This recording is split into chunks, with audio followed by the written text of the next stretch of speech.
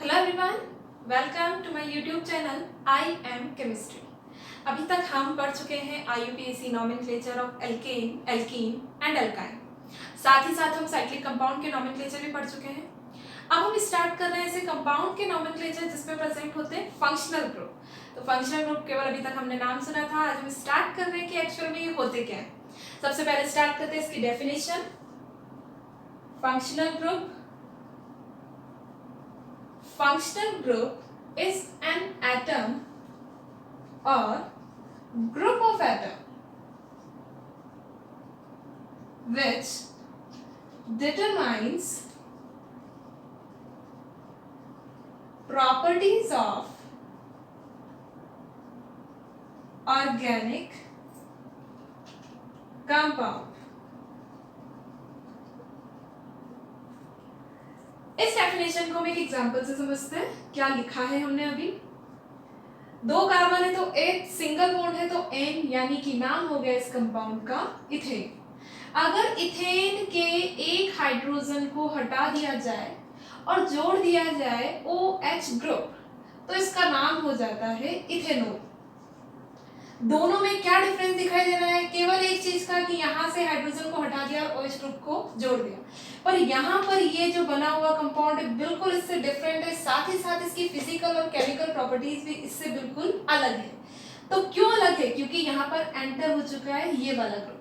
तो इस वाले ग्रुप ने इस कंपाउंड की प्रॉपर्टी को क्या किया? डिटरमाइन किया। इसीलिए ये कौन सा ग्रुप कहलाएगा? ये कहलाएगा फंक्शनल ग्रुप। कैसे अलग है? देखो, ये होता है गैसेस स्टेट में, ये होता है लिक्विड स्टेट में, ये वाटर में इमिसिबल होता है, ये वाटर में सॉल्युबल होता है। इसी तरीके से केमिकल प्रॉपर्टीज में दोनों में बहुत ज्यादा डिफरेंस है। तो वो किसकी वजह से? इस ग्रुप की वजह से, क्योंकि ये जो ग्रुप है वही इस कंपाउंड की प्रॉपर्टीज के लिए क्या है? रेस्पॉन्सिबल है। इसीलिए इसे बोला जाएगा कौन सा group? Functional group. So functional group is an atom or group of atom which determines the properties of organic compound। तो हमारे पास बहुत सारे फंक्शनल ग्रुप है, अलग अलग फंक्शनल ग्रुप है, और सभी फंक्शनल ग्रुप के लिए हमें पता है हम क्या यूज करते हैं आईयूपीएसी नॉमेनक्लेचर में? Suffix, secondary suffix. तो अलग अलग फंक्शनल ग्रुप के लिए अलग अलग सेकेंडरी सफिक्स यूज किए जाते हैं। तो इन सभी फंक्शनल ग्रुप को और इनके सेकेंडरी सफिक्स को हम क्या करते हैं? एक टेबल में लिख लेते हैं, जिससे इनको लर्न करना हमारे लिए क्या हो जाए? इजी हो जाए। तो ये टेबल है जिसमें कि सारे फंक्शनल ग्रुप हैं और इनके क्या प्रीफिक्स होते हैं और क्या सफिक्स होते हैं वो हम देखते हैं अभी। सबसे फर्स्ट जो फंक्शनल ग्रुप है वो है कार्बोक्सिलिक एसिड। कार्बोक्सिलिक एसिड का फॉर्मूला होता है COOH, है ना? COOH ऐसे भी लिखा हो सकता है। इसका जो प्रीफिक्स होता है वो है कार्बोक्सी, और जो सफिक्स हम यूज करते हैं वो होता है ओइक एसिड।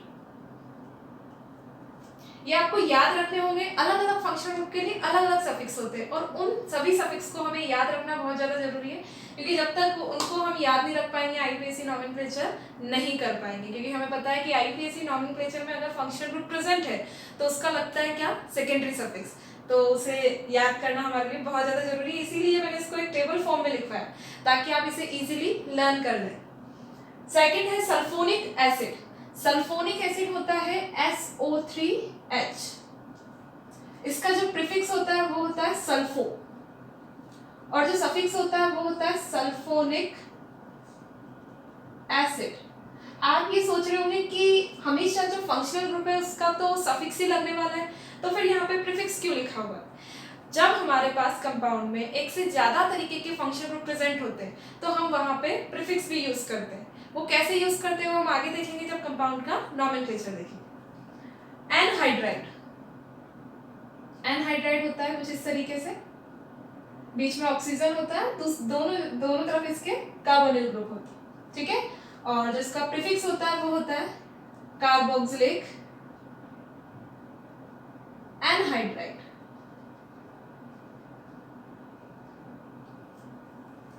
और सफिक्स होता है इसका ओइक एनहाइड्राइड। एनहाइड्राइड तो ओइक एनहाइड्राइड, कार्बोक्सिलिक एसिड है तो ओइक एसिड। एस्टर, एस्टर जो होता है वो होता है, तो देखो यहाँ पे COOH है, OH की H को हटा दो, क्या जोड़ दो यहाँ पर? Alkyl group R, COOR। तो इसको देखो इस तरीके से भी लिख सकते हैं। इसका प्रीफिक्स याद करना थोड़ा इजी हो जाएगा आपको अगर इस तरीके से लिखोगे तो COOR। देखो क्या होता है, ये वाला जो पार्ट है OR, इसे बोला जाता है एल्कोक्सी, ठीक है ना, क्या बोला जाता है इसे, एल्कोक्सी। और ये जो C डबल बॉन्ड O वाला जो पार्ट है इसे बोला जाता है कार्बोनिल। तो नाम क्या हो जाएगा इसका, एल्कोक्सी कार्बोनिल। प्रीफिक्स, इसका प्रीफिक्स क्या लिखते हैं हम, alkoxy carbonyl, alkoxy carbonyl. Suffix होता है इसका OH, एसिड हैलाइड, ये होता है COCX। X यहाँ पर है halogen, chlorine, fluorine, bromine, Adin, halogen होता है यहाँ पे। अब देखो ये क्या है, हेलोजन को हम बोलते हैं हेलो, और ये कौन सा पार्ट है, कार्बोनिल। तो इसका नाम क्या हो जाएगा, प्रीफिक्स क्या लिख सकते हैं इसका, हेलो कार्बोनिल। और जो इसका सफिक्स होता है वो होता है OL हैलाइड, है ना, जैसे क्लोरीन हो तो ऑयल क्लोराइड, फ्लोरीन हो तो ऑयल फ्लोराइड, इस तरीके से। अमाइड, अमाइड होता है CONH2, इसका प्रीफिक्स होता है एमिडो, या इसे कार्बेमिडो भी बोल सकते हैं। सफिक्स होता है अमाइड, बहुत सिंपल है, इसका सफिक्स वही है जो इसका नाम है, amide. Cyanide, cyanide is CN, prefix is cyno and suffix is nitrile। Isocyanide, isocyanide में क्या हो जाएगा, N इधर आ जाएगा और C इधर चला जाएगा। बॉन्ड जो बनता है वो किसके साथ बनता है, नाइट्रोजन के साथ, आइसो में। तो प्रीफिक्स हो जाएगा, इसके पास केवल कुछ नहीं करना है, आइसो लगाना है आगे, आइसोसाइनो, और सफिक्स हो जाएगा आइसोनाइट्राइल। एल्डिहाइड, एल्डिहाइड होता है C डबल बॉन्ड OH, है ना। यहां पर एल्काइल ग्रुप भी हो सकता है, एल्काइल ग्रुप भी जोड़ सकते हो, या फिर हाइड्रोजन भी जोड़ सकते हो। इसको सिंपली बोलते हैं हम CHO। इसका प्रीफिक्स होता है फॉर्माइल, या फिर ऑक्सो भी यूज करते हैं। कब ऑक्सो यूज करते हैं और कब फॉर्माइल यूज करते हैं वो देखेंगे हम आगे। सफिक्स होता है L। नेक्स्ट है कीटोन। देखो कीटोन और एल्डिहाइड में क्या डिफरेंस है, दोनों में वही कार्बोनिल ग्रुप होता है बीच में। तो देखो यहाँ पर एल्डिहाइड के केस में एक तरफ तो था एल्काइल ग्रुप और दूसरी तरफ क्या था, हाइड्रोजन। अगर दोनों तरफ क्या हो जाए, एल्काइल ग्रुप हो जाए, तो वो क्या होगा, कीटोन होगा। तो कीटोन के लिए प्रीफिक्स हम यूज करते हैं कीटो या ऑक्सो। कब कीटो यूज करते हैं, कब ऑक्सो यूज करते हैं वो देखेंगे हम आगे नॉमेनक्लेचर में। सफिक्स हम यहाँ पे यूज करते हैं O. Alcohol OH, prefix hydroxy, suffix ol. Amine NH2, prefix amino और सफिक्स एमीन। ईथर, ईथर होता है ROR, इधर भी एल्काइल ग्रुप और इधर भी एल्काइल ग्रुप। प्रीफिक्स होता है इसका एल्कोक्सी। IUPAC इसे फंक्शनल ग्रुप नहीं मानता, इसीलिए हम इसका सफिक्स नहीं लिखते। इसको हमेशा किसके फॉर्म में लिखा जाएगा, एज अ प्रीफिक्स की फॉर्म में लिखा जाएगा, ठीक है। इसके अलावा क्लोरीन, फ्लोरीन, ब्रोमीन वगैरह ये भी क्या होते हैं, ये भी फंक्शनल ग्रुप होते हैं, बट IUPAC इन्हें फंक्शनल ग्रुप कंसीडर नहीं करता, इसीलिए इनका सेकेंडरी सफिक्स नहीं दिया जाता। ओके, तो ये हो गई हमारी टेबल जिसमें कि प्रीफिक्स भी दिए हुए हैं और सफिक्स भी दिए हुए हैं। आपको इस टेबल को इसी फॉर्म में याद करना जरूरी है।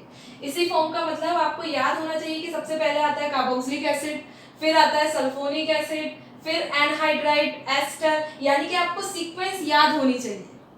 ये इसलिए जरूरी है कि जब हम ऐसे कंपाउंड का नॉमेनक्लेचर पढ़ेंगे जिसमें एक से ज्यादा फंक्शनल ग्रुप है, तो किसका प्रीफिक्स लगेगा, किसका सफिक्स लगेगा, वो यही टेबल डिसाइड करेगी। तो इसे याद करना बहुत ज्यादा जरूरी है। तो इसकी एक छोटी सी ट्रिक बता देती हूँ मैं, जिससे याद करना थोड़ा इजी हो जाएगा। देखो यहाँ पर ये क्या है, एसिड है, कार्बोक्सिलिक एसिड और सल्फोनिक एसिड, ठीक है। ये तो पता है कि सबसे ऊपर क्या आने वाला है, कार्बोक्सिलिक एसिड आने वाला है। इन दोनों को सिंपली हम क्या बोल सकते हैं, एसिड।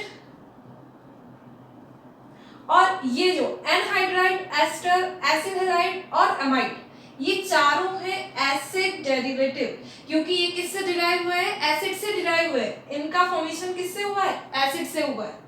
ये तो हो गए एसिड, और ये चारों क्या है, एसिड डेरिवेटिव। तो देखो कैसे याद रखनी है आपको ये ट्रिक। एसिड अपने एसिड डेरिवेटिव को साइनाइड खिलाकर, साइनाइड जानते हो ना क्या होता है, पॉइजन, है ना, क्या करेगा एसिड, एसिड डेरिवेटिव को साइनाइड खिला देगा, रफा दफा कर देगा इनको, है ना। एसिड डेरिवेटिव को साइनाइड खिलाकर, इसमें साइनाइड और आइसोसाइनाइड दोनों आ जाएंगे, साइनाइड खिलाकर एल्डिहाइड और कीटोन को अल्कोहल पिलाकर, अल्कोहल तो जानते ही होंगे सभी बहुत अच्छे से, है ना। एल्डिहाइड और कीटोन को अल्कोहल पिलाकर एमीन और ईथर भाई को लड़ाई के लिए ललकारता है। ठीक है, तो बहुत ही खतरनाक है ये एसिड। क्या किया इसने, एसिड डेरिवेटिव को साइनाइड खिलाकर, एल्डिहाइड और कीटोन को अल्कोहल पिलाकर एमीन और ईथर भाई को लड़ाई के लिए ललकारता है। ठीक है, तो इससे आपको याद करना, इसी सीक्वेंस में याद करना थोड़ा क्या हो जाएगा, इजी हो जाएगा। ओके, तो ये तो हो गई वो वाली टेबल जिसमें कि फंक्शनल ग्रुप है, उनके प्रीफिक्स है और उनके सफिक्स है। अब हम देखते हैं कि इन कंपाउंड्स का नॉमेनक्लेचर कैसे किया जाता है। तो जब हम किसी भी कंपाउंड का नॉमेनक्लेचर देखते हैं तो सबसे पहला काम हम क्या करते हैं, सबसे पहला काम हम करते हैं कार्बन चेन का सिलेक्शन। वही हम यहाँ पर करेंगे कि किस तरीके से हमें कार्बन चेन को सेलेक्ट करना होगा, वो देखेंगे हम। तो जिस तरीके से हमने एल्केन, एल्कीन, एल्काइन में रूल्स पढ़े थे, यहां पर भी हमें रूल्स पढ़ने हैं। तो उन रूल्स में फर्स्ट रूल है सिलेक्शन ऑफ कार्बन चेन। देखो अभी तक हमारे पास केवल सब्सिट्यूएंट ग्रुप थे या मल्टीपल बॉन्ड थे, अब हमारे पास आ चुके हैं फंक्शनल ग्रुप, और हमें ये पता होना चाहिए कि जो प्रायोरिटी ऑर्डर होता है वो क्या होता है। सबसे ज्यादा प्रायोरिटी होती है फंक्शनल ग्रुप की, देन मल्टीपल बॉन्ड की, देन सब्सिट्यूएंट ग्रुप की। याद करो ये तो क्या थे कलेक्टर साहब, ये क्या थे सीएम साहब, अब आ चुके हैं कौन, पीएम साहब। यानी अब जो सारी रिस्पॉन्सिबिलिटी होगी वो किसकी होगी, इसकी। यानी अब हमें ऐसी कार्बन चेन को सेलेक्ट करना है जिसमें कि फंक्शनल ग्रुप आ जाए।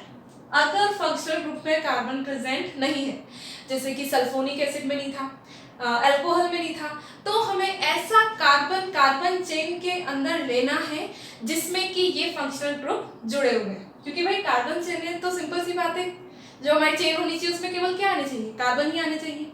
ओके, तो देखो यहाँ पर क्या करना है आपको, ऐसी कार्बन चेन को सेलेक्ट करना है जिसमें कि फंक्शनल ग्रुप का कार्बन आ जाए, चाहे से कार्बन चेन की जो लेंथ है वो छोटी ही क्यों ना हो।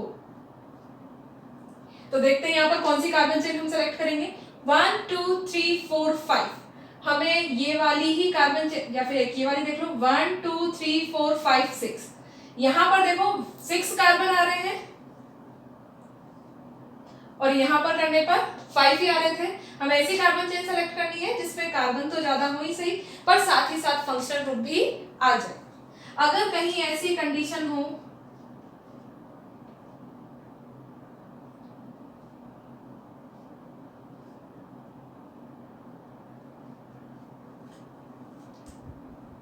देखो कहीं ऐसी कंडीशन हो कि आपके पास कार्बन चेन की लेंथ कम आ रही हो पर उसमें फंक्शनल ग्रुप आ रहा हो, तो हमें कौन सी कार्बन चेन सेलेक्ट करनी है जिसमें कि फंक्शनल ग्रुप आ रहा हो। तो कौन सी करेंगे, 1 2 3 4 5 6, 1 2 3 4 5 6 7 8। जिसमें फंक्शनल ग्रुप नहीं आ रहा उसमें 8 कार्बन है पर हमें उसे सेलेक्ट नहीं करना है। हमें कौन सी कार्बन चेन सेलेक्ट करना है जिसमें कि फंक्शनल ग्रुप आ जाए। एक इस चेन को भी देख लो, 1 2 3 4 5 ही इसमें, तो 1 2 3 4 5 6, यानी कौन सी कार्बन चेन हम सेलेक्ट करेंगे, ये वाली कार्बन चेन। अगर हमारे पास मल्टीपल बॉन्ड भी है, फंक्शनल ग्रुप भी है,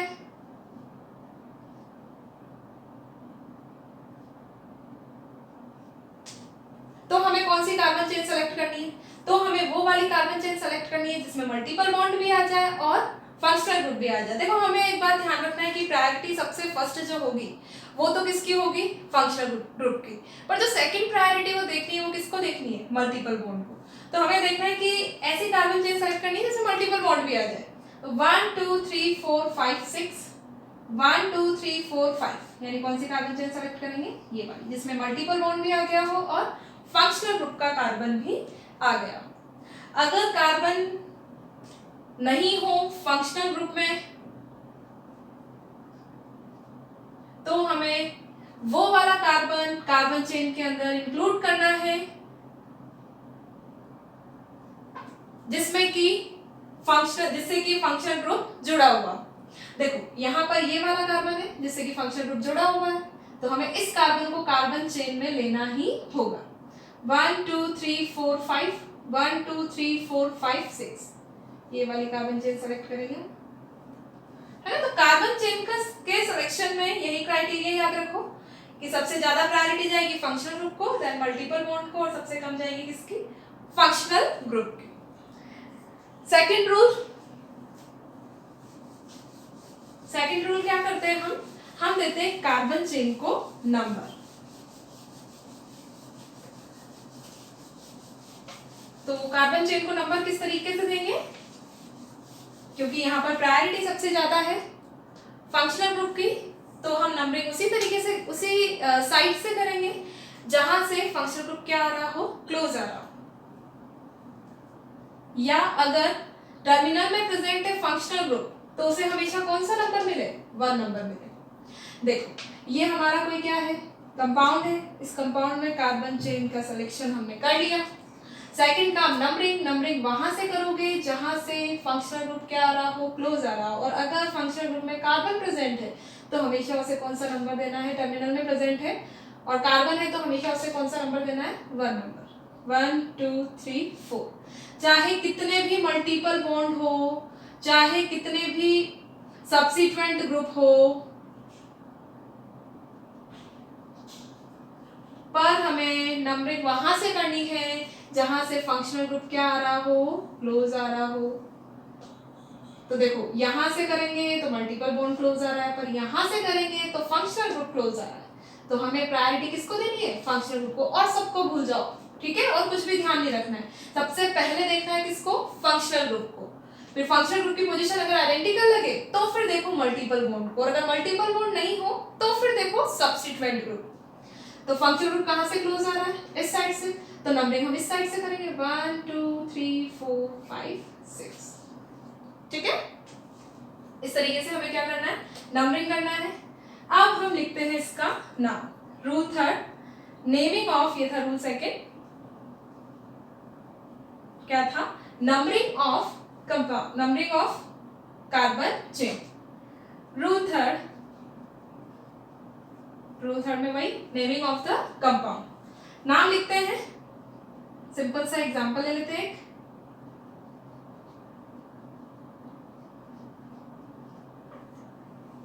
सबसे पहला काम कार्बन चेन को सेलेक्ट करना, दूसरा काम नंबरिंग करना। नंबरिंग वहां से करेंगे जहां से फंक्शनल ग्रुप को कम नंबर मिले। 1 2 3 4 पहले लिखेंगे हम प्रीफिक्स, फिर लिखेंगे वर्ड रूट और सबसे लास्ट में लिखेंगे सफिक्स। प्रीफिक्स क्या है? यहाँ पे ब्रोमीन है और आयोडीन है। अल्फाबेटिकली लिखेंगे, पहले लिखेंगे ब्रोमीन को, पोजीशन इसकी सेकंड, 2 ब्रोमो 3 आयोडो। अब लिखेंगे वर्ड रूट, 4 कार्बन के लिए वर्ड रूट होता है ब्यूट। अब देखो 2 सफिक्स लगाएंगे यहाँ पे, क्योंकि यहाँ पर प्राइमरी सफिक्स तो लगेगा इसी, पर क्योंकि यहाँ पर क्या प्रेजेंट है? फंक्शनल ग्रुप आ गया, तो अब हमें और क्या लगाना पड़ेगा? यहाँ पर सेकेंडरी सफिक्स भी लगाना पड़ेगा। तो क्या हो जाएगा? प्राइमरी सफिक्स तो क्या हो जाएगा? सिंगल बॉन्ड है तो एन, और क्योंकि यहाँ पर COOH कार्बोक्सिलिक एसिड प्रेजेंट है, और कार्बोक्सिलिक एसिड के लिए जो सेकेंडरी सफिक्स लिखवाया था वो क्या था? Oic acid. तो क्या हो जाएगा इसका नाम? Butane plus oic acid. कौन सी पोजीशन पे, फर्स्ट, हमेशा इसको फर्स्ट ही नंबर मिलने वाला है, इसलिए यहाँ पर इसको मेंशन करने की जरूरत नहीं है। तो क्या हो जाएगा इसका नाम, ब्यूटेनोइक एसिड, ब्यूटेनोइक एसिड,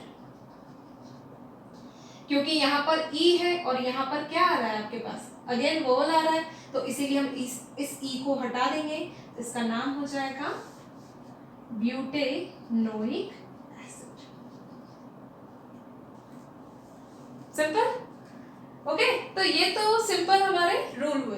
अब अलग अलग जो फंक्शनल ग्रुप होते हैं उनके लिए सिंपल सी बात है, नाम भी थोड़ा सा अलग हो जाएगा, क्योंकि सेकेंडरी सफिक्स क्या हो जाएगा उनके लिए, थोड़ा सा अलग हो जाएगा। तो हम वन बाय वन डिस्कस कर लेते हैं कि किस तरीके से इन कंपाउंड को नॉमेनक्लेट करें जिसमें अलग अलग फंक्शनल ग्रुप प्रेजेंट हो।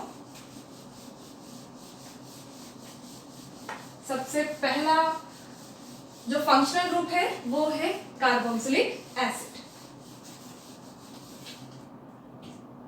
First, carboxylic acid. Carboxylic acid का फॉर्मूला होता है COOH और इसके लिए जो सफिक्स लगाया जाता है वो होता है ओइक एसिड। तो हमारे पास कोई ये कंपाउंड है,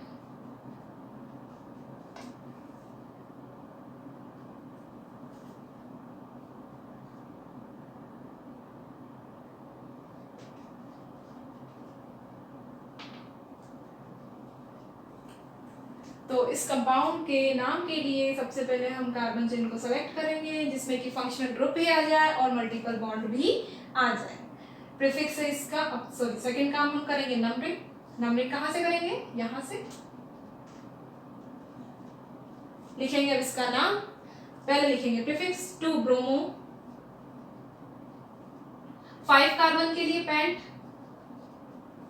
अब देखो डबल बॉन्ड है तो क्या लगेगा, ई, पोजीशन मेंशन करनी होगी 3E। अब देखो इसके लिए क्या लगेगा, सफिक्स ओइक एसिड। तो अब देखो यहाँ पर क्योंकि पोजीशन लग चुकी है किसकी, डबल बॉन्ड की, तो हमें वापस से इसकी पोजीशन भी मेंशन करनी होगी। तो क्योंकि यहाँ पे वोवल है इसीलिए हम यहाँ के इस ई को हटा सकते हैं और नाम क्या हो जाएगा इसका, 3E1 ओइक एसिड। तो कभी भी आपके पास यहाँ पर डबल बॉन्ड हो या ट्रिपल बॉन्ड है तो ऑब्वियसली उनको पोजीशन आपको मेंशन करनी ही होगी। तो जब भी पोजीशन मेंशन करो तो यहाँ पर ओइक एसिड की भी पोजीशन को हमेशा मेंशन करोगे। अगला क्वेश्चन है,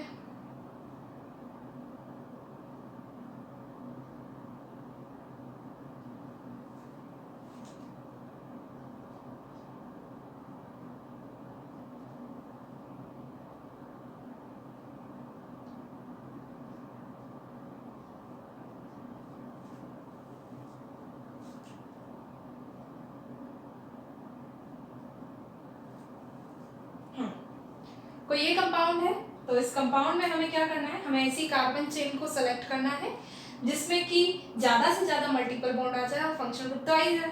तो फंक्शनल ग्रुप तो हमें ये दिखाई दे रहा है, तो इसे तो कार्बन चेन में लेना है इसे। अब देखो हम और किसे कार्बन चेन में ले सकते हैं, 1 2 3 4। अब देखो अगर हम इधर आते हैं तो 2 कार्बन आते हैं और एक मल्टीपल बॉन्ड आ रहा है, जबकि हम अगर इधर की तरफ आते हैं तो 3 कार्बन आते हैं और एक मल्टीपल बॉन्ड आ रहा है। तो प्रायोरिटी इसे देंगे, यानी कार्बन चेन जो हम सेलेक्ट करेंगे वो कौन सी करेंगे, ये वाली, ना कि ये वाली। तो ये कार्बन चेन में हमने सेलेक्ट कर लिया। सेकंड काम नंबरिंग 1 2 3 4 5 6 7। फोर्थ पोजीशन पे देखो ये क्या है, इथाइन है और इथाइन के एक हाइड्रोजन को हटा दिया है तो ये क्या हो गया, इथाइनाइल। 4 इथाइनाइल पढ़ चुके हैं हम ये पहले। फोर्थ पोजीशन पे इथाइनाइल है तो 4 इथाइनाइल। 7 कार्बन है तो हेप्ट, 7 के लिए वर्ड रूट हेप्ट। अब देखो डबल बॉन्ड है और ट्रिपल बॉन्ड दोनों है, तो पहले हम किसको लिखेंगे, डबल बॉन्ड को, क्योंकि ये ई से स्टार्ट होता है, अल्फाबेट्स में ये पहले आता है तो पहले इसको लिखेंगे। पोजीशन इसकी कौन सी है, 6th पोजीशन है, 6E। अब ट्रिपल बॉन्ड को लिखेंगे, ट्रिपल बॉन्ड की पोजीशन कौन सी, सेकंड, 2 आइन 1 ओइक एसिड। इसको ई को हटा देंगे क्योंकि यहाँ पे ओ आ है ना, सिंपल। तो ये तो हो गया कार्बोक्सिलिक एसिड का नॉमेनक्लेचर। सेकंड जो हमारा फंक्शनल ग्रुप था वो था सल्फोनिक एसिड। तो बहुत ज्यादा चेंजेस तो नहीं है, केवल जो चेंजेस है वो किसमें है, सफिक्स में है। बाकी अगर आपको नॉमेनक्लेचर आता है, आपको पता है कि किस तरीके से एल्केन का और एल्काइन का नॉमेनक्लेचर करते हैं, तो फिर इन कंपाउंड्स के नॉमेनक्लेचर में तो कोई दिक्कत नहीं आने वाली। बस सेकेंडरी सफिक्स को याद रखिए। सेकंड है सल्फोनिक एसिड। सल्फोनिक एसिड का फॉर्मूला होता है SO3H और इसका जो सफिक्स लगा जाता है वो यही सल्फोनिक एसिड।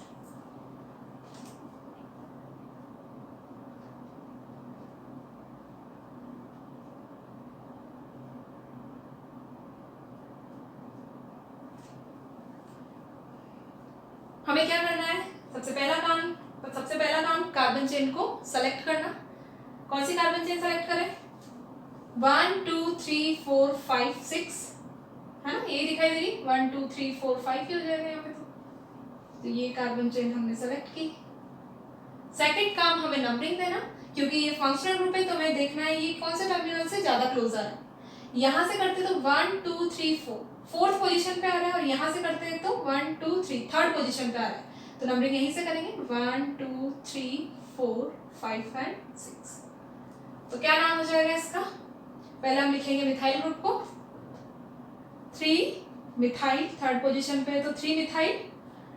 6 कार्बन के लिए वर्ड रूट हेक्स, क्योंकि डबल बॉन्ड है तो प्राइमरी सफिक्स जो लगेगा वो क्या लगेगा, इन। पोजीशन क्या हो जाएगी 1 इन।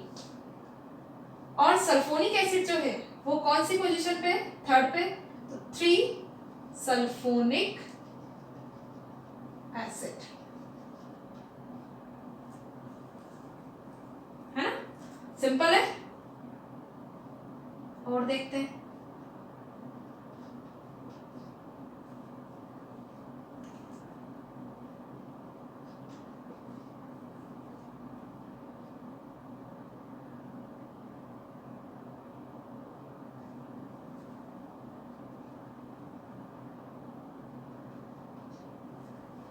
को ये कंपाउंड दे दिया गया। तो देखो यहाँ पर अब जो प्रायोरिटी जाने वाली है किसको जाने वाली है, फंक्शनल ग्रुप को जाने वाली है।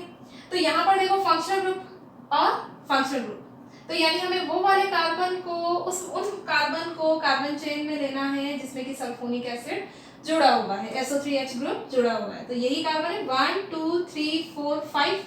अगर हम यहाँ से लेते हैं तो ये वाला सल्फोनिक एसिड नहीं आ पाएगा, और अगर हम यहाँ से लेते हैं तो आ ही जाएंगे दोनों, ये वाला और ये वाला। तो यही वाली कार्बन चेन हमें सेलेक्ट करनी होगी जिसमें कि दोनों सल्फोनिक ग्रुप आ चुके हैं। अब हमें करना है क्या, नंबरिंग। नंबरिंग कहाँ से करेंगे, जहां से दोनों एक जैसे, तो जहां से जो भी सल्फोनिक ग्रुप हमारा क्लोज आ रहा होगा वहीं से नंबरिंग कर देंगे। यहाँ से करते तो फर्स्ट नंबर, यहाँ से करते तो थर्ड नंबर पे आ रहा है, तो नंबरिंग कहाँ से करेंगे, यहाँ से 1 2 3 4 5। ये जो ग्रुप दिखाई दे रहा है ये कौन सा ग्रुप है, कॉम्प्लेक्स सब्स्टिट्यूएंट ग्रुप है, यानी इसकी भी क्या होगी, नंबरिंग होगी। ये हम पढ़ चुके हैं, कॉम्प्लेक्स सब्स्टिट्यूएंट ग्रुप को हम किस तरीके से लिखते हैं, कैसे उसका नाम लिखा जाता है, वो हम पढ़ चुके हैं सब। वापस देख लो, ये जो ग्रुप है ये कॉम्प्लेक्स सब्स्टिट्यूएंट है, और इस ग्रुप में वो वाला कार्बन जो कि मेन पेरेंट कार्बन चेन से जुड़ा हुआ है उसे हम नंबर देंगे कौन सा, 1। तो इसे 1 देंगे, तो इसे कौन सा देंगे, सेकंड, और इसे कौन सा देंगे, थर्ड। तो पहले लिखेंगे हम इस कॉम्प्लेक्स सब्स्टिट्यूएंट का नाम। पोजीशन क्या है इसकी, सेकंड पोजीशन पे प्रेजेंट है। नाम हमेशा हम कॉम्प्लेक्स सब्स्टिट्यूएंट का ब्रैकेट में लिखते हैं, तो ब्रैकेट में लिखो इसका नाम। इसमें देखो सब्स्टिट्यूएंट ग्रुप आ रहा है, क्या है, 2 ब्रोमो, 3 कार्बन के लिए प्रोप, डबल बॉन्ड है तो इन, फर्स्ट पोजीशन पे है तो 1 इन, क्योंकि ये सब्स्टिट्यूएंट ग्रुप है तो हम क्या लिखेंगे, इन लिखेंगे, और वो भी कौन सी पोजीशन पे है, 1 इन, है ना, तो 1 इनाइल भी लिख सकते हो। 2 ब्रोमो प्रोप 1 इन 1 इन, ये तो हो गया इस कॉम्प्लेक्स का नाम। अब टोटल कितने कार्बन है, 5 कार्बन है, तो 5 कार्बन के लिए पैंट,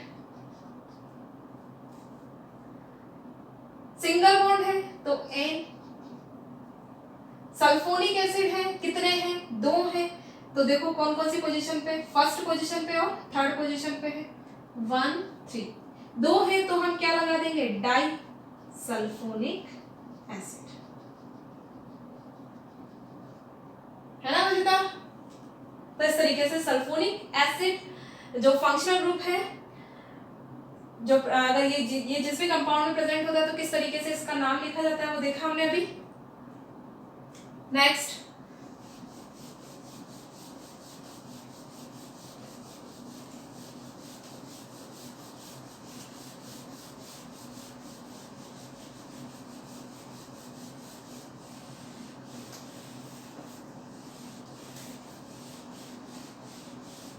थर्ड नंबर पे एनहाइड्राइड। एनहाइड्राइड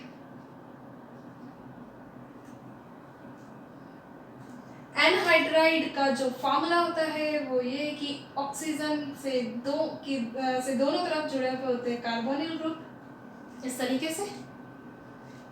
और इसके लिए जो सफिक्स लगाया जाता है वो लगाया जाता है ओइक एनहाइड्राइड। तो देखते हैं इसका नाम कैसे किया जाता है।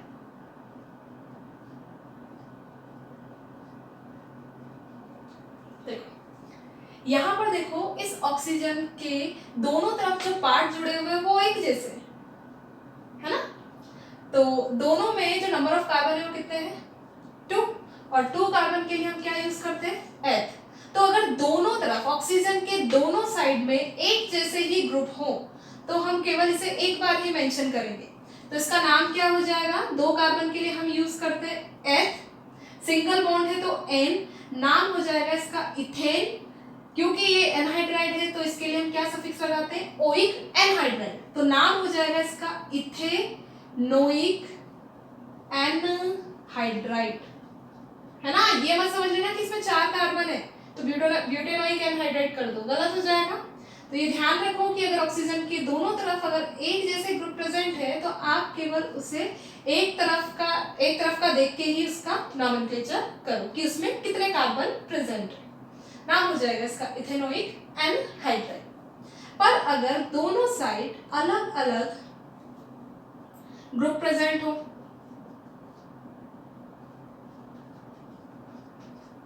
देखो यहां पर तो 2 कार्बन है और यहां पर कितने हैं, 3 कार्बन है। तो 2 कार्बन के लिए हम लिखते हैं एथ और 3 कार्बन के लिए हम लिखते हैं प्रो। तो अगर ऐसी कंडीशन आ रही हो तो आपको नाम लिखना है अल्फाबेटिक ऑर्डर में। जो अल्फाबेट्स में पहले आता है उसे पहले लिखोगे और जो बाद में आता है उसे बाद में लिखोगे। तो क्या हो जाएगा इसका नाम, पहले ई आता है, पी बाद में आता है, तो नाम हो जाएगा इसका इथेनोइक प्रोपेनोइक एनहाइड्राइड, है ना। इथेनोइक प्रोपेनोइक एनहाइड्राइड, है ना। तो अलग अलग ग्रुप है तो अलग अलग नाम लिखना है अकॉर्डिंग टू अल्फाबेट्स। ये हो गया एनहाइड्राइड, ठीक है। तो इस तरीके से और जो फंक्शनल ग्रुप है उनका भी हम नॉमेनक्लेचर पढ़ेंगे पर अपने नेक्स्ट वीडियो में। तब तक के लिए थैंक यू।